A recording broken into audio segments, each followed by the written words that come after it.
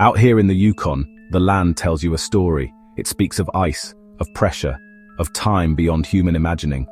For a gold miner, you learn to read that story. You look for the ancient riverbeds, the telltale signs of where gold would have settled.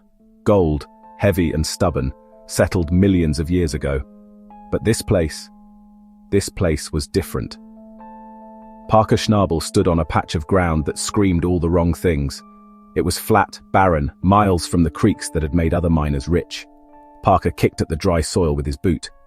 There's just no reason for gold to be here. Every instinct and every lesson from his grandfather, John Schnabel, told him to turn back. The ground was too high, too exposed, geologically a dead end. Yet something kept him there.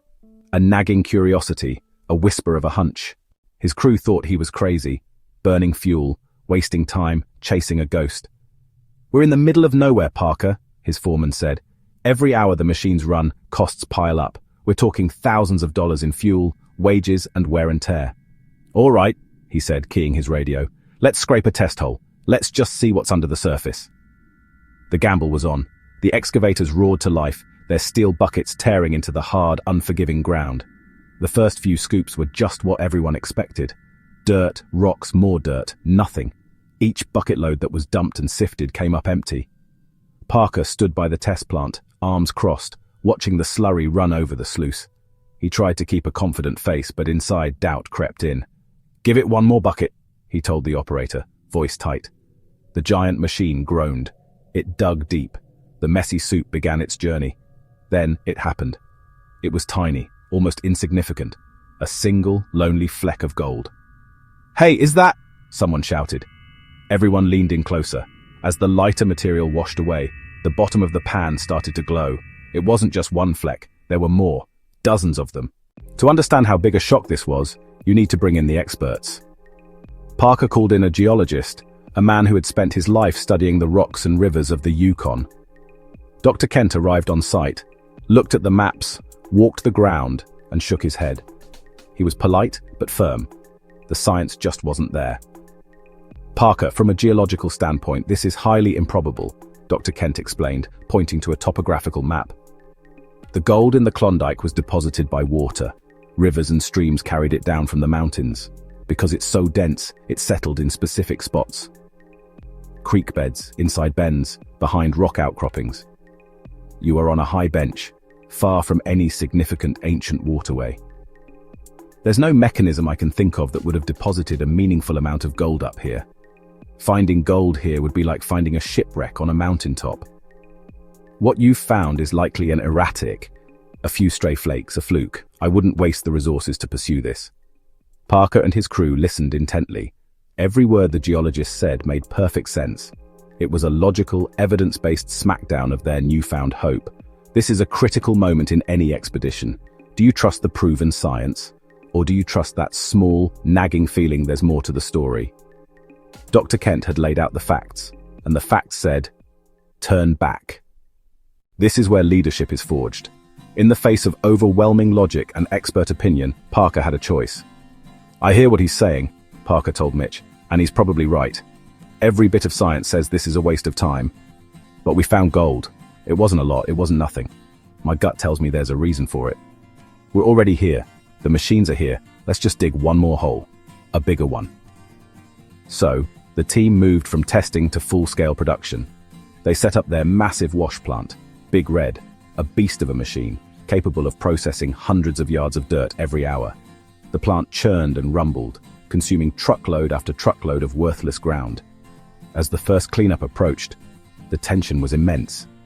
This would be the moment of truth. Had they spent a fortune to process barren dirt, or was his hunch right? The crew shut down the plant, began washing out the gold from the sluice boxes. As the concentrates were revealed, a hush fell over the team. It wasn't just a few flakes anymore. Streaks of gold, thick, heavy, lay in the mats. It was more than they had found in some of their proven hotspots. Disbelief, stunned silence, then it erupted into cheers.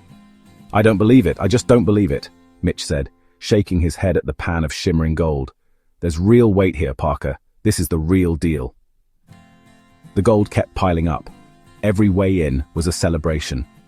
Numbers on the scale climbing higher and higher. First, it was 100 ounces, then 200. The operation kicked into high gear. Excavators worked relentlessly, carving a huge pit into the plateau. Rock trucks ran in a continuous loop, feeding the hungry appetite of the wash plant. The goalpost soon became a massive, almost unthinkable number, $1 million. In the world of placer mining, that's a monumental benchmark for a single spot. "We did it," he announced, his voice filled with a mix of pride and sheer amazement.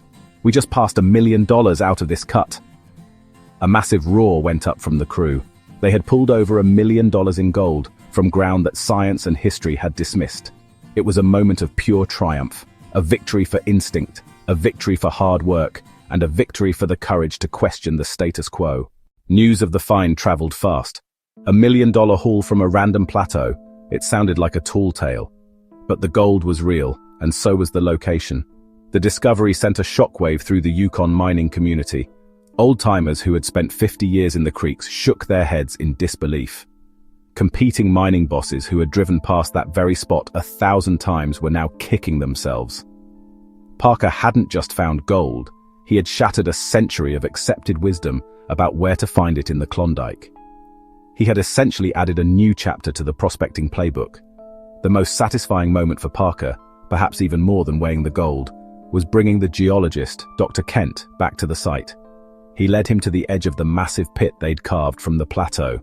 Below them, the mining operation was in full swing, pulling pay dirt from ground science had declared barren.